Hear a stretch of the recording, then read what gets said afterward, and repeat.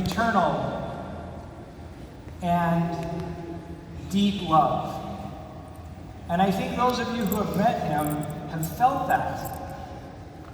He loved you just because he met you. And he saw in you the light that allowed him to love. Since his passing, I've reflected time and again on his impact on my life. Why was he such an effective father? The conclusion I have come to is that he masterfully led his family with high love and high expectation. Now let me set up for you a model. Now this model isn't mine. We even asked Deb Bowden to create a training around this model a few years back. So it may be familiar to some of you.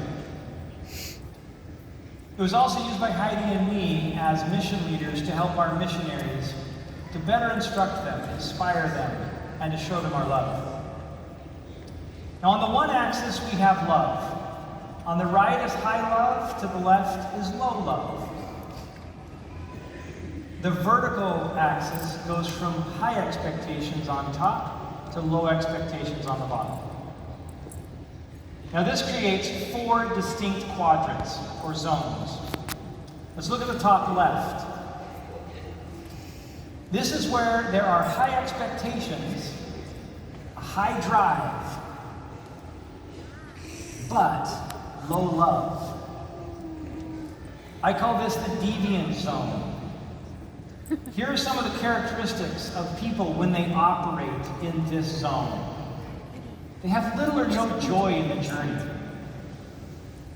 There tends to be compliance issues. They might get sales, but the sales come without connection or kindness. They focus on looking good and what other people think of them rather than on being good and making a difference. They feel intently the daily grind in their business. They find, even if they are having sales results, little personal growth. And they find themselves resentful of other people's success. Now, opposite the deviant zone, in the lower right, we have high love, but low expectation. I call this the comfort zone. In dating, it's the dreaded friend zone. We spend lots of time together, but there's just no progress. There's lots of joy in the journey, but the journey is taking you nowhere. High loyalty and camaraderie might represent people that spend time in the comfort zone. There's little stretching. They don't hold themselves accountable to their goals or anyone else. They find that they're complacent, lenient, let other people do what they want to do, and they find that they have very low productivity. Combine low expectation with low love, and you get the bottom left quadrant. And this is where you find yourself in the rebellion zone. In this zone, you are missing both belief that you can improve and lacking love for yourself and others. This zone is characterized by undermining destructive behaviors, disengagement, sabotage, rule breaking, working against and not with others. You are in this zone when you go on a page to complain about something selling out that you have no ambition or willingness to sell in the first place.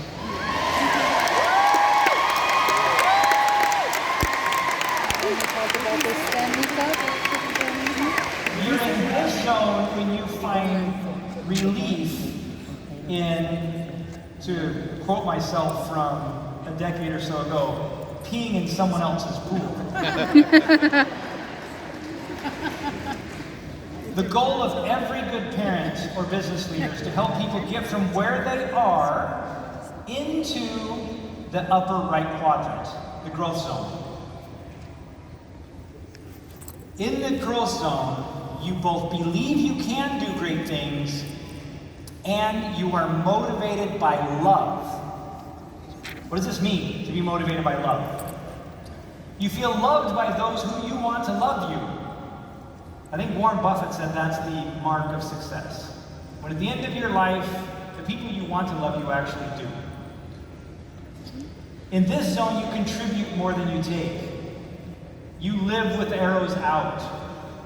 You embrace a growth mindset. You swing for the fence with enthusiasm and purpose. You set ambitious goals and work hard to achieve them. You are focused on we more than me. You seek and see the sunshine. In other words, you live the life that Heidi has taught you to live in the decade of keynote addresses that she has given.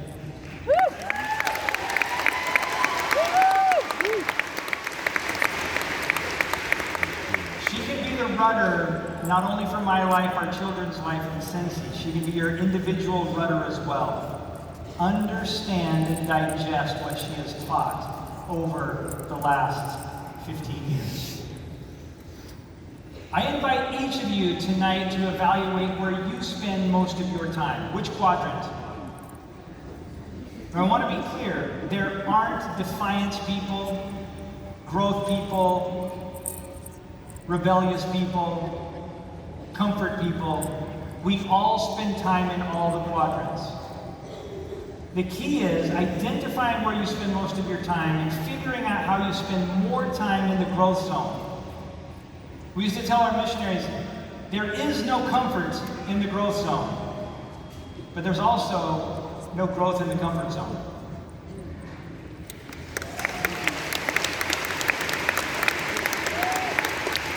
Once you identify where you are and identify the path to the growth zone, commit to a journey of growth, up and to the right.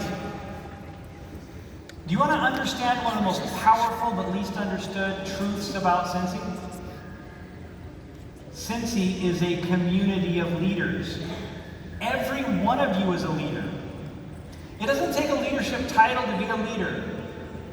Leadership titles are simply designation for those who have already demonstrated leadership.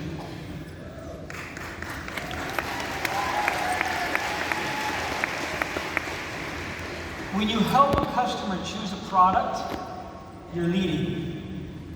When you invite a friend to host a party and help them earn host rewards, you're leading.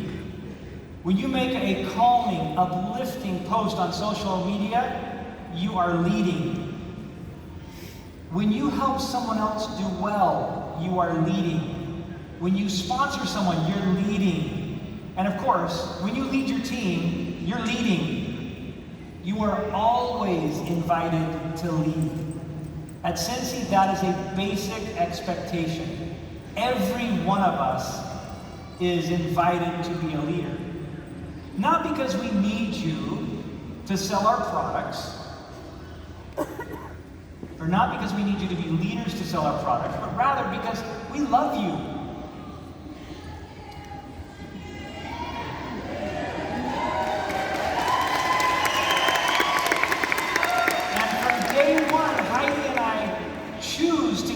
Opportunity to be leaders because it's fun and awesome and it makes people happy and it gives them money to do cool things and brings light and joy into their lives and brings value to the world.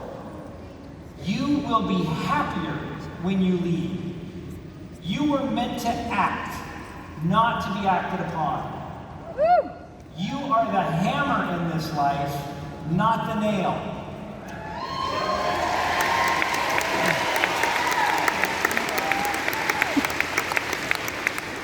So how do you lead?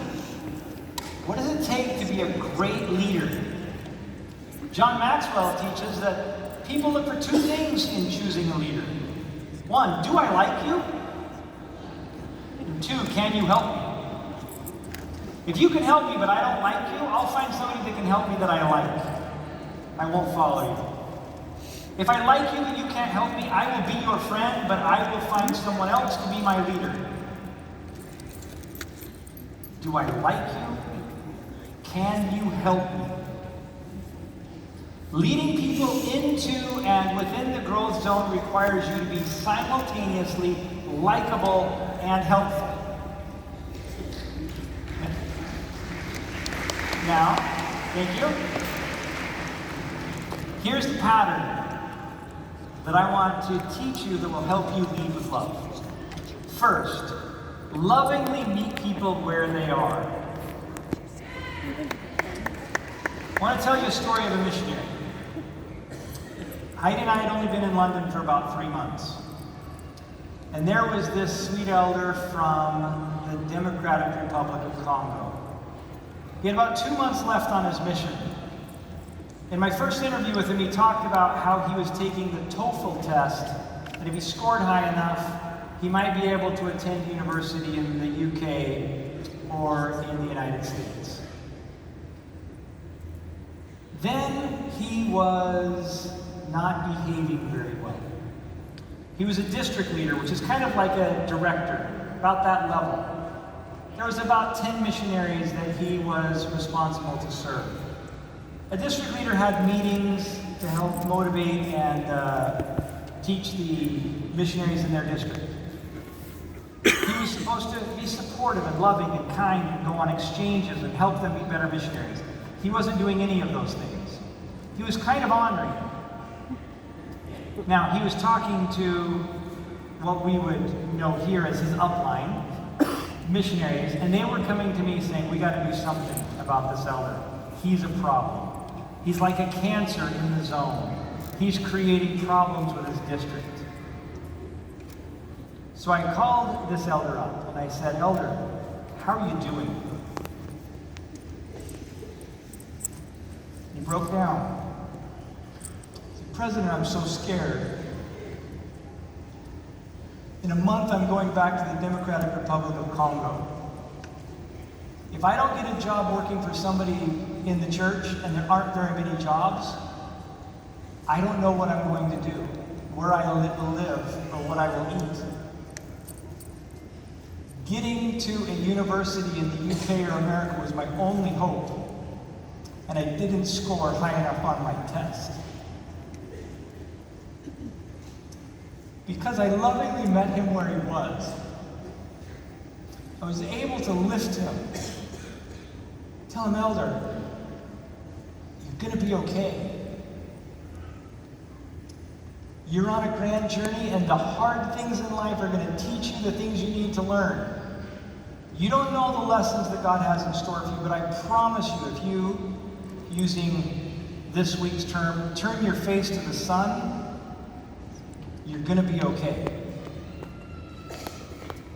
And I gave him a blessing and asked him at that point, will you do me a favor? Will you call a district meeting? Will you find something for everyone in your district that you love about them and let them know today? Will you apologize to your companion for your behavior? And will you be the best missionary you can be for the next 2 months? And he said, yes, President, I will. Our assistants called us up a couple days later. What in the world did you say to Elder Chandaba? He is a new man. Now, what do you think would have happened if I would have called him up and said, Elder Chandabo, I need you to do this, this, this, this, and this. You're not cutting it. He would have been pushed further into the rebellion zone instead of lifted into the growth zone.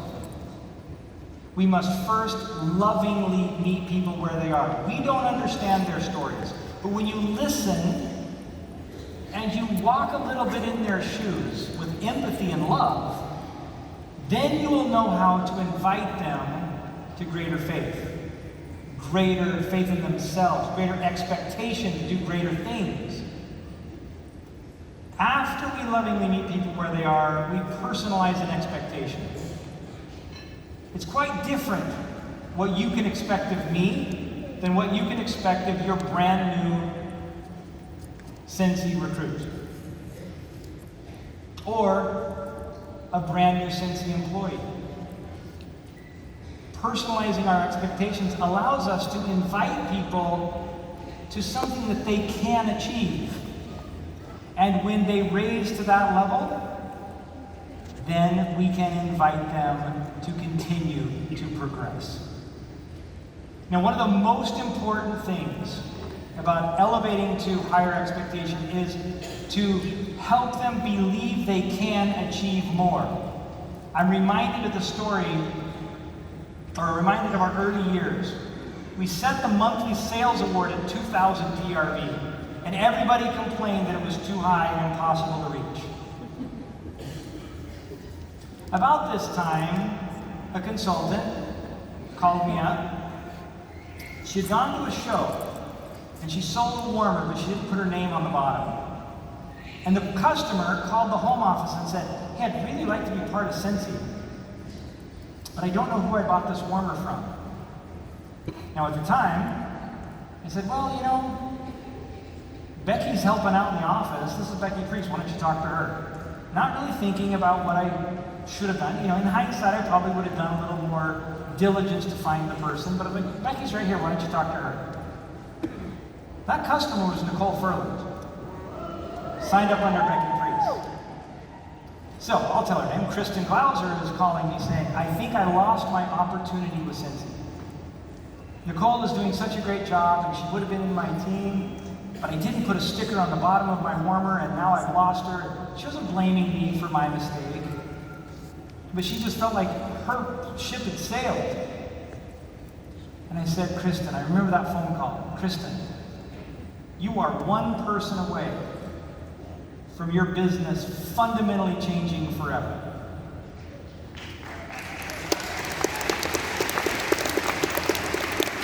That month, she signed up A.D. Mitchell. We used to do calls, kind of like you do your team calls, and I'd report what sales were for the month. And A.D. was selling like 4,000 or 5,000 PRV a month. Remember, 2 months before, people thought 2,000 a month is too much. That reward is too high. Soon after, many consultants were reaching the monthly sales award because the expectation was raised. Lovingly meet people where they are. Personalize your expectation. Invite them to greater expectation for themselves and show them that it's possible. But then the most important part, generously praise progress. Never let a day go by without letting those you love and lead know that you see and appreciate the efforts that they are making to improve.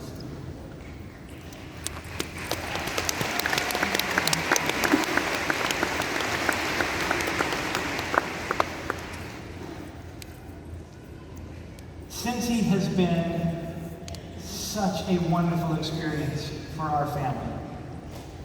It has brought Heidi and I together as a team that has fulfilled my life to incredible,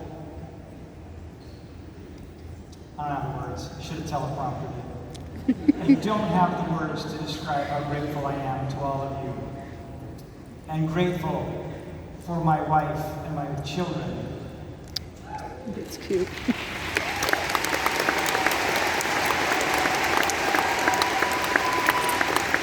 But I'm most grateful for my dad and mom, who taught us with great love and great expectation,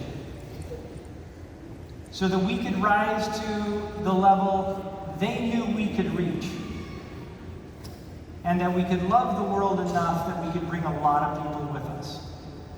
Thank you for coming with us on this 20-year journey. We will appreciate you and love you forever because of your choice to do so. Thank you.